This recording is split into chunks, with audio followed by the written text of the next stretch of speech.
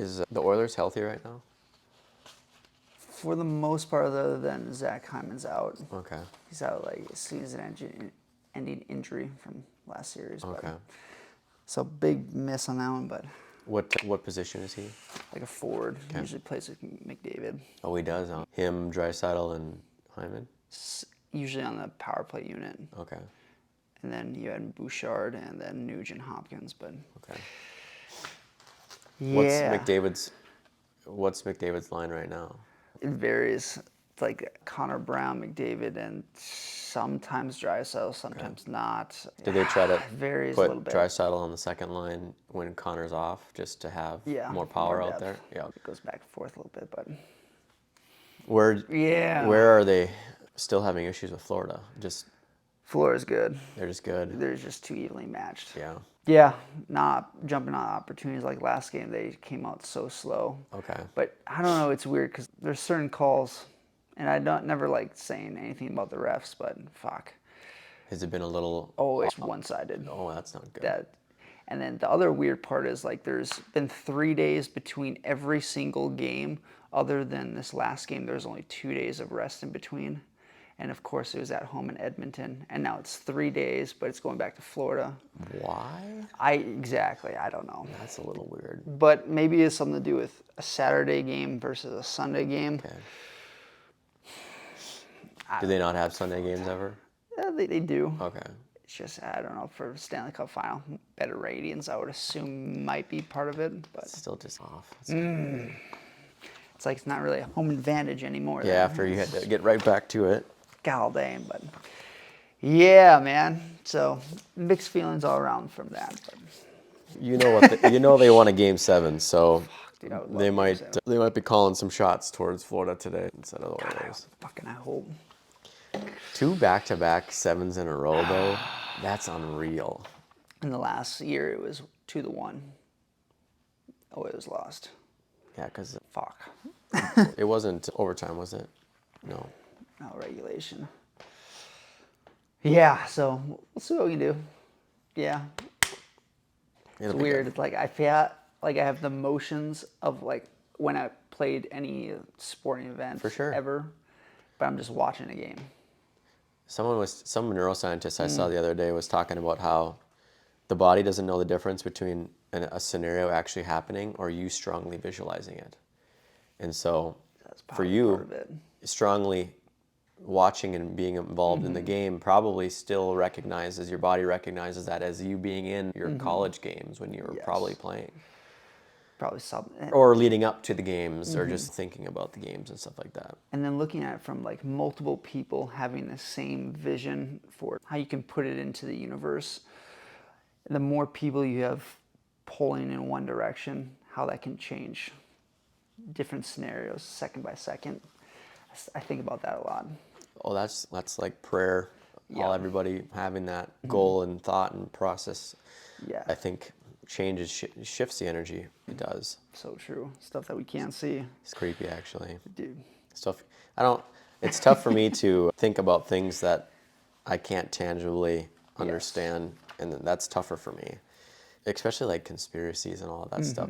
I know they're all out there, but for me, like I don't ever dive too much into them because I'll never get to know if it's true or not. Yep. Like for me, when I put effort towards something, it's to truly find the answer. But if I were to look and see if aliens are real, they probably already are, and so I don't need to look. Or if the government is doing something shady, and I'm like, yeah, they probably have done it thousands of times. Sure. What is there to look? And it's just silly to think that we need to unearth all of these secrets. There probably already are secrets you don't even know about. Oh, there has What are you going to look? Like ancient civilizations before we lived. All that other stuff. Like maybe, I don't know. More of it's coming out too. I think so. I think people are starting to... This was interesting when, what's his name? The astrophysicist. Everybody knows him.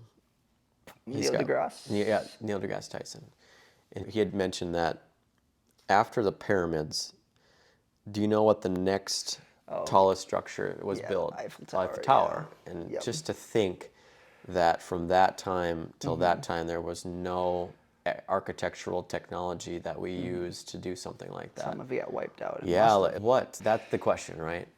Tyson said that Egyptians just owned it and knew it and nothing was transferred. Rogan said what they knew was wiped out, and then that's why they were arguing on the podcast. And it's like, both could be true.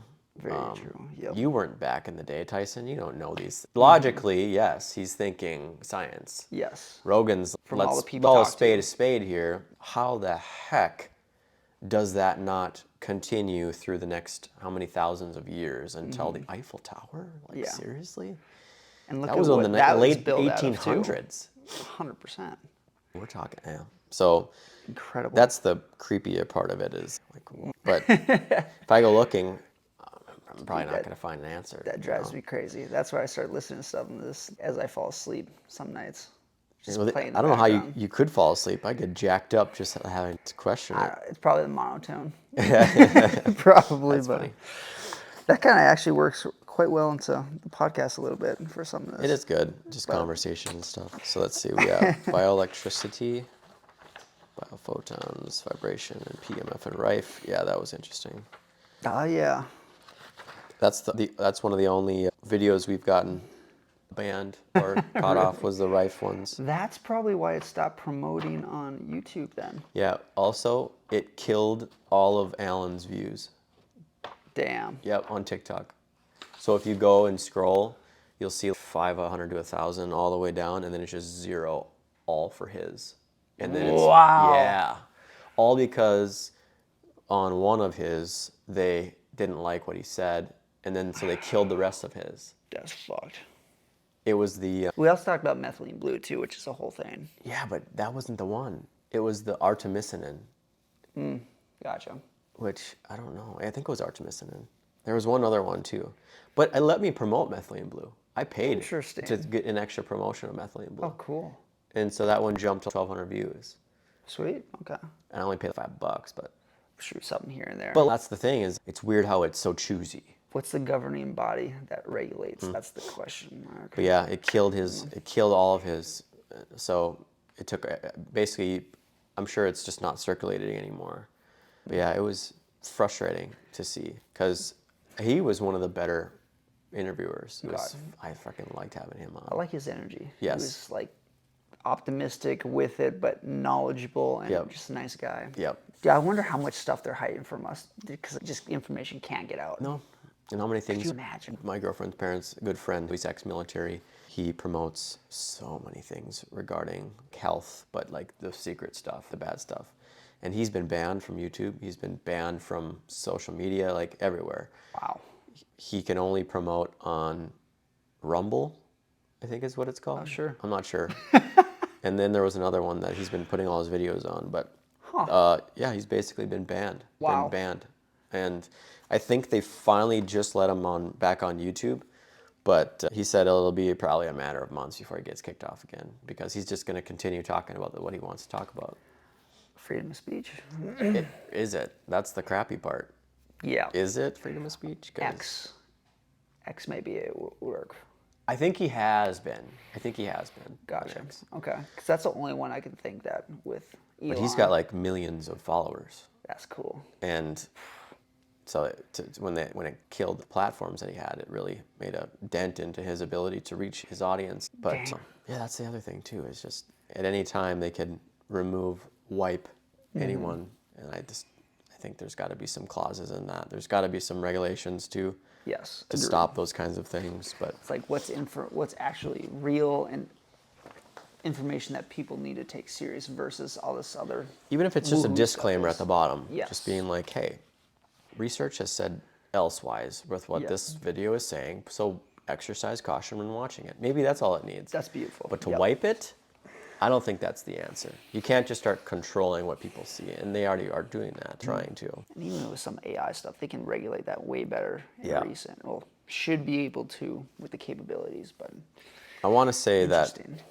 the reason why we're only in this 200 to 1,000 videos is probably because we could probably make the video a little bit better, but I'm also wondering if it's just because what we're talking about tends to be more shadow banned or I don't know. I would like to think it's the first one, but I hope it's not the second one. I hope that our growth is not limited due to people or due to the AI throttling our views because of what we're talking about, but I don't know. And then I started thinking, okay, do we have to switch up potentially like the intros and then that's where my mind started going with, okay, so what's relevant? Yes. Because, especially with this AI stuff. So, it only makes sense to see how we do switching up, tweaking here and there, but. That's a good point. Yeah, man. All right. You know how Rogan puts in on some of his podcasts, just like the conversations prior to? Yeah. Like just random stuff? Yep. Yeah, and it for works sure. in the podcast. I'll probably do that with this one. Yeah, we can definitely do that. See what happens. So moving forward into the podcast. All right. Let's get to hacking the human body. All right. All right. Welcome back, everybody, to the Functional Code. We're excited to bring you guys another podcast today. We're going to be talking about vibration, sound, and a little bit of AI in regards to that. Today's podcast is a core episode. This is just where we dive into the gems, the nuts and bolts only. We are excited to talk about this one because it definitely involves a lot more anecdotal evidence, what people have been experiencing. Maybe if you dive into some Reddit threads and other threads, this is where you're going to find a lot of this information. There is a lot of good research on some of this, but for most of it, we're still learning a lot more about how this all works. But it's just fascinating when you start learning more about it. Dude. And obviously, if you start trying out it on yourself, you'll just notice there are so many things that frequencies can do to your ability to be more focused, to feel a certain way. I don't think there is any real, how do I want to put this, woo-woo-ness to it. Some may think that, but when you start to play around with some of this, some of these frequencies can calm you in a matter of seconds. It's incredible. If you truly just are attuned, work on that yourself. So I love it. Doc, I know you probably have done way more than I have in regards to some of that, but where do you feel people could be impacted as quickly as possible using some of this stuff? Yeah, I think in their everyday lives. It could be anywhere from like listening to like certain meditations when you're trying to study, try to relax at night, down regulate a little bit, or even in the morning trying to get your energy going. That's probably where most people can start with. I know when I got a fun story, I don't think I've showed with you about this and a patient, but we can get into that in a hot sec. But yeah, I'd either, and we're going to get into some of this with the AI stuff, that you can make your own type of frequency that can better fit certain times of the day that might work better for you, whether it's lunch, evening, morning.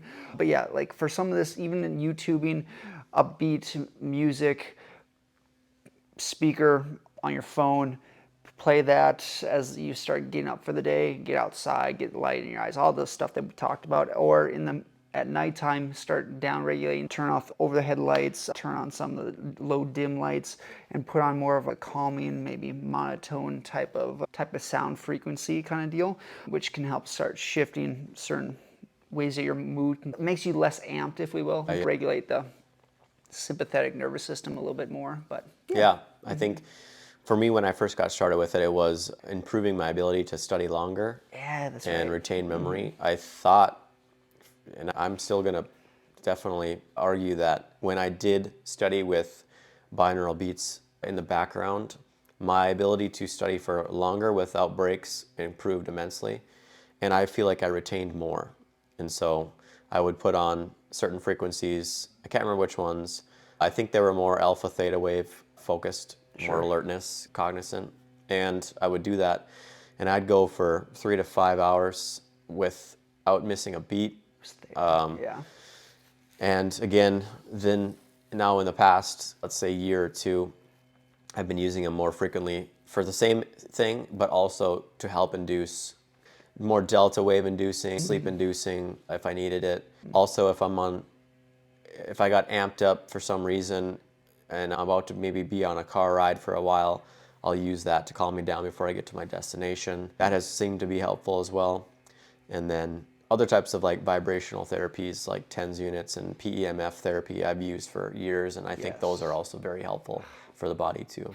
Oh, I love that. Yep. And even get into some of that stuff, man. It's like stuff that people can't necessarily see, going back to that conversation prior to, but they can almost feel especially if you're more in tune with your body. Yeah. And I think that's where like these anecdotal case studies come out from person to person, and how there's some variability. There is definitely research in this area, probably not the highest quality research, if I remember right from our last podcast on this, but there's still some nevertheless. And I think there absolutely has to be more coming out on this side of things, but it's all who wants to do the funding for it. Right. And Who's going to spend all of this money to research something that probably doesn't create a lot of wealth for some people?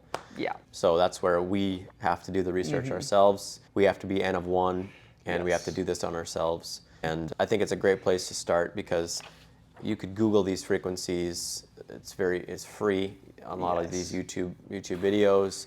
It's an easy place to start if you're looking to change mood, change regulation of anxiety, making yourself feel a certain way. I think this is an easy place to start. Beautiful.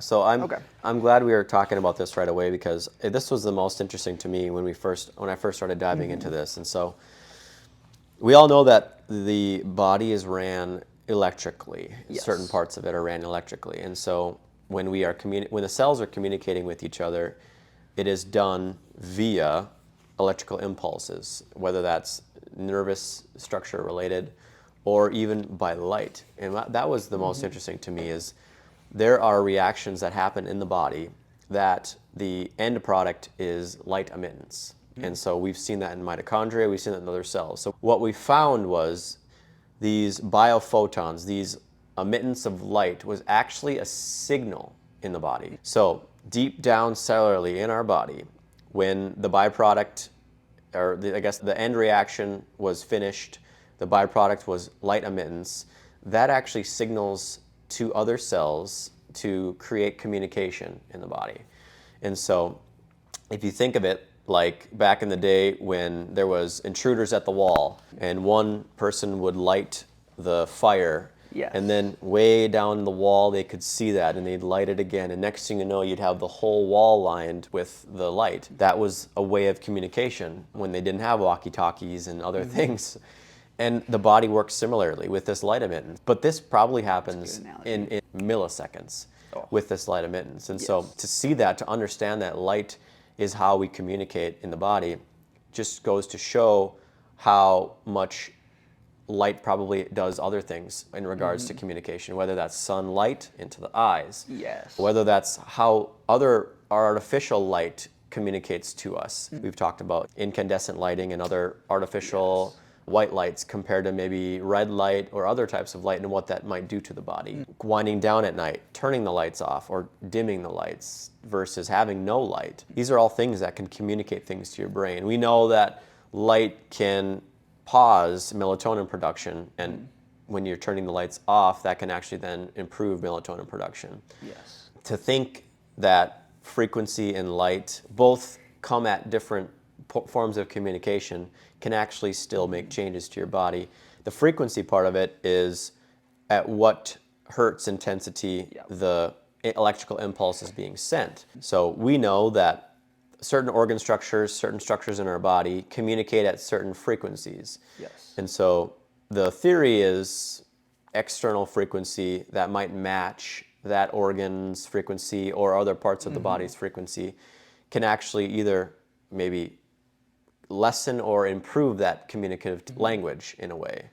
So what we're talking about is there's 4 main waveforms that the brain would communicate in regarding hertz, and that's going to be alpha, theta, beta, and delta waves. And all of these wave points have correlations to a certain, we'll call it, state of mind. And so alpha theta tends to be more cognizant and alert, and then I'm not sure what beta is for. I can't remember so much about beta, but delta is a lot more for rewind, relax, and sleep inducing. So when we want to improve sleep, we're looking at inducing more delta waves, and that's what we find. So these are the things that you can start to look around and play around with in regards to frequencies. And then of course with light, it's the same thing. And I think there are a lot of ways to biohack your health using both of those. And that also leads into the red light laser therapy, or those red light therapy versus violet versus blue. So like that certain of it is perception based on with the eyes, but also part of it is perception of how the body can react on the dermal layer as well. Yes. I think that also speaks to where when you bring light into the conversation and how different parts of the brain structure and those circuits are so closely interknit with how your eyes are perceiving, whether it's coming from top down from the sun or bottom up versus like low level light, and that can change the chemical processes of your body. That's where there's more oomph between some of the stuff that we're talking about today that many people don't realize, but it's all grounded in a bunch of like neural circuits, and it's grounded in physiology. It's just bringing it out to light and being probably more consistent with some of these things that have better effects long term. And red light therapy, low level light therapy, both incredibly helpful for many different things. Yes. In our space, it's a lot of focus on pain, but there are other things that it can help with. There's been now studies, and there's actually an immense amount of studies on light therapy with the body. We're talking anything from improving mood, reducing pain, improving range of motion, improving injury recovery, fracture healing rates. It can help with skin change, acne, reducing acne. Circadian rhythm is another one. Yep. Yeah. So that's not just anecdotal. There are immense amount of research on the improvement of the body with low-level light therapies. That's for sure going to be a big one. But one that doesn't maybe have as much quality research, but we're getting there, is PEMF, or pulse electromagnetic therapy. So that's more of a frequency than a light, but that is a external source of frequency that can be routed towards a certain part of the body, and the body then perceives that energy a certain way.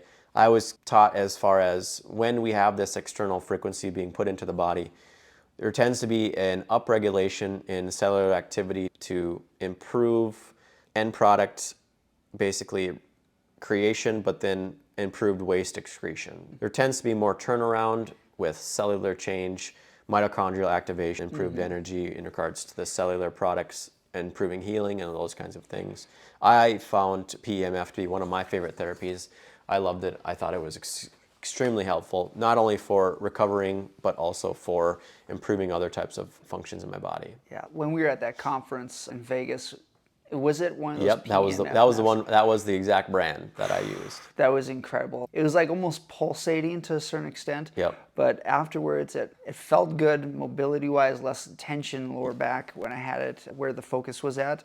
Yeah, I definitely see where you're coming from and how fun that is. I loved it. Yeah, and to be able to use that every day. Oh God. Two, before I was as creative as I am now, being in practice for as long as I've been in, I could see us using that machine by maybe wrapping it around a body part. Good point. And then use motion while Good idea. the therapy was going on. I think that could be a cool adjuvant to using the machine as well.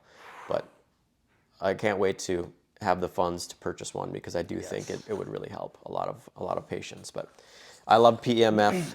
Another one was the Rife machine that I have used in the past. That was another more frequency medicine that we would use for patients with more immune/internal issues. Sure. And what we would find is there were set frequencies that, through research, has shown to help with certain bacteria, certain pathogens, improving functions in certain organ systems. And for example, if a patient had a flu type virus or possible bacteria infection, pneumonia, strep throat, something like that, you could use the frequency machine to direct energy towards that either lung or throat point, and you'd find an incredible reduction in symptoms over a certain duration of time. Probably shortened the duration of having those symptoms by 50 to 80% in most patients. Wow. And so that was another awesome machine that I think most people don't know about. Yeah, because it's probably being shadow banned. Yeah, probably. Man, dude, and that was one that I definitely want to try. Because when we did that last podcast on some of this stuff, it's like everything is related back to frequency. Most everything is related back to the light intensity, which is based on a certain frequency. Yeah. It's just all this other stuff that we just don't see or focus on. In regards to sound therapy, Doc, I know you have your device you have.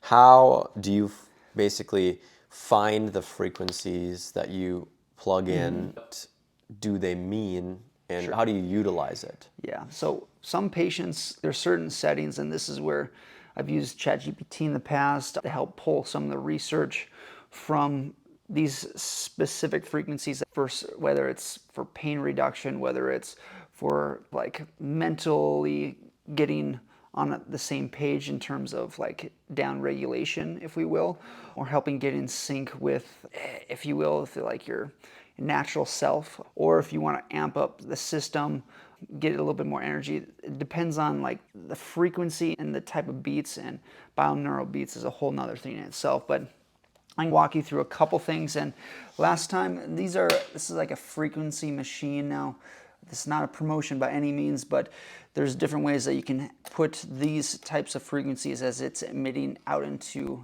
the universe or into your like a 5-meter setting, versus if you do it from where you actually can hear it, which would be what I'm going to pull up right now. So those of you who are just on audio right now, Dr. Jace has this device that you can program frequencies into, and then to make it louder, you'd have to plug it into an external speaker. Yes. So that way you can hear it louder.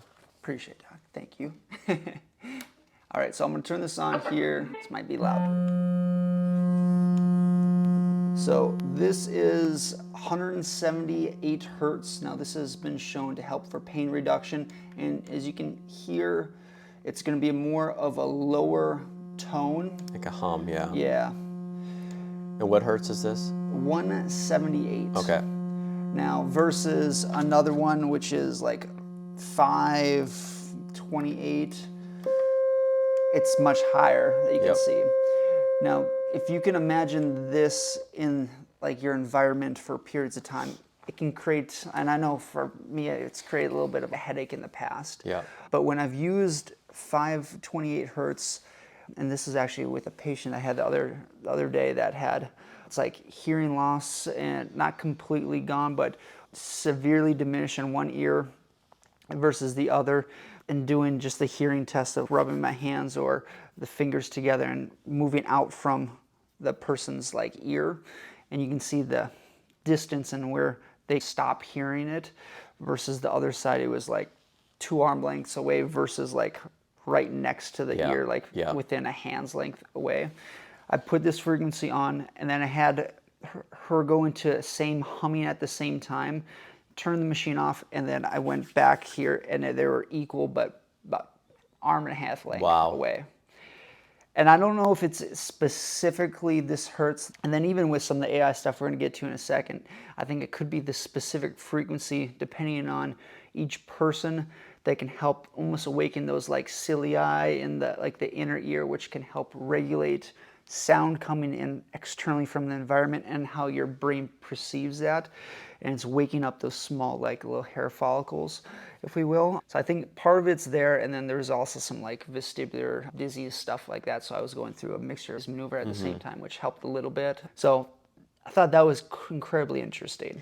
I first have never had heard of the humming and the auditory frequency for tinnitus and other things. So until you had brought that up, and the fact that might be an option for patients with tinnitus is huge, because I think there isn't many things out there that people are being educated on with regards to tinnitus as far as treatments. And so if it's as simple as frequency medicine to try listening just over a period of time, I think is a safe, easy way to just see if that helps you. But that's awesome. That's incredible. And since we're on the topic, for AI use, there's a couple apps that we looked up. One is Oto app, with OTO app, and the other one is Audio Notch, and that's NOTCH. Now, some of these, like the Auto app, has cognitive behavioral therapy, and it also is for tinnitus. And Auto Notch, this was interesting. It has a sound based on the pitch of your tinnitus or the ringing in your ear. It can have a specific frequency for each person. I haven't looked into it too much, but the fact that those apps are available and that can be specific for you. There might be some apps out there that, like these two, that might help if you have these ringing in the ears, but even research has shown if you hum at least 10 minutes a day for, I think the study was like 6 to 8 weeks long. It improved tinnitus by reducing the amount of ringing in your ears significantly for majority of subjects. And when you think about tinnitus, there's a miscommunication with the brain and the part of the ear that controls a lot of that communication coming in. So Yes. I can see how re-regulating the frequency can maybe be a improved communication to the brain, thus reducing that symptomology. Yes. It maybe doesn't improve every tinnitus case, but I'd say it's a easy, safe shot to give it a try if you do have some of those symptoms. Cost effective. Yep. And it's something that if it's really annoying you, if it's interfering with your life, what's the risk versus reward on that? Because I still don't see many options out there for patients who have it. That's awesome. Yeah. I'm curious how the AI is going to make it more efficient too. I would love to see personal feedback through this AI for these kinds of cases. This is awesome. I'm glad that they're creating stuff like this for these patients. I'm right there with you on that one. So with whole vibration therapy, now some of this, whether it's you're standing on like a vibration platform or you're having like a massage gun, like the Theragun on an area for tissues. Now the different frequency in terms of the slow beating pulsations, or you're standing on vibration platform that's like slow moving versus higher impulse, quicker movements, that all re-regulates in terms of the musculoskeletal side of things in different ways. Now, some of the research has shown you need high amounts of vibrational therapy, like full body vibration, like you're standing on a platform that vibrates at a very high speed to show fascial plasticity or less muscle tension. And you can get more flexibility with certain stretches while you're on it. So not only is it going to help for blood flow, lymphatic drainage, it'll also help to a certain extent for pain reduction and kind of molding of certain tissues. So if you want to hold certain postures with vibrational therapy, it can help you more or less get into those positions at an easier rate, and some of which helps for muscle memory to a certain extent, but versus a massage gun where it can help break up and get more blood flow into the area. It can break up some of the fibrous adhesions or knots, if you will. So there's a couple different ways that you can utilize that. But Doc, with vibrational therapy, are there certain ways that you utilize it more specifically? Yeah, I would say when we talk about, really what we're talking about today is regarding to communication. And so that vibration does have a few effects, but one big one is the communication to the body because of the oscillations that are going on. And what you'll find is consistent use of vibrational therapy can improve or communicate to your bones to put more bone down. And so a lot of women, I would recommend doing whole body vibration for, especially after the age of like 45, to improve bone density. And because you're doing whole body therapy regularly, that is improving the communication to the bone, your weight bearing, and that oscillation can improve that communication. So whole body therapy for reduced risk of osteoporosis, bone density loss, super helpful. Next would be not only just the act of movement would help for blood flow. Obviously that makes sense. Patients who have maybe numbness, tingling in the toes or lack of blood flow to the feet, that's going to be incredibly helpful. But again, just the improved blood flow itself can be helpful for recovery, for pain, for all those things too. Lastly, I would say a whole body therapy can be just therapeutic in itself. It might even actually just help to calm you down a little bit more. And then I like to use it for patients who have already a tough time balancing or having a tough time walking, because it can challenge you in a controlled setting and you're able to at least somewhat maintain your core body while being rocked in a certain fashion. And then we can challenge you by going to one leg versus two. That's a good start. And then that vibration itself is super therapeutic to the mechanoreceptors and the proprioceptors in your limbs, which would drive balance and your ability to move once we start to prepare you for those sessions. So I think it's a great place for many to start. I think before you work out or before you maybe do leg workouts or things like that, It's a great way to warm up because it's dynamic in nature, a lot of blood flow. Obviously, if you add movement in with it, that's what we're going to encourage. Yes. Being able to even sit on it or do squats or just add any extra movement in, that's going to only improve the preparation of the tissues before you start to do heavier, intense workouts. That is lovely. Yeah. No, forgot about certain parts like that too. And God, yeah, we use that on a day-to-day basis for most patients too. So Yeah, both that's clinics, beautiful, man. both of our clinics have them. Patients, almost every patient uses them every day. And I think some truly look forward to it as one of their favorite things to do, just because they enjoy it so much. Beautiful. Now, there's one other thing that we want to add in with this AI section for vibrational therapy, and there's a bunch of different ways that we can go with this. But in terms of easy for most people to utilize, whether it's ChatGPT or Claude AI, log how you were feeling after utilizing these different hertz, or you can do, if you have 2 different YouTube videos that you like, you can put those into the ChatGPT and then say, okay, log how you were feeling after listening to one with it as well. And so you can see, okay, with these different frequencies, whether it's 174 hertz, 432 hertz, 528 hertz, let AI analyze and what works best for me based on my moods and based on what the subjective data was. Yep. And then you can see maybe certain times it works better in certain situations, so it can be more personalized for you. To make it easier, you might be able to use Whoop Band good call. to utilize how you're feeling. It's an easier way to track. Other than that, Doc, last podcast you talked about how you could create a guided meditation app or protocol that I think would be cool, which would be like, create me a 10-minute guided meditation script that you can then plug that script into a voice generator, and that way it'll just talk for you. And then maybe you can have a few hertz over that 10 minutes, have a change, and then just play that and see what few minutes of 1 hertz made you feel versus another through the guided meditation.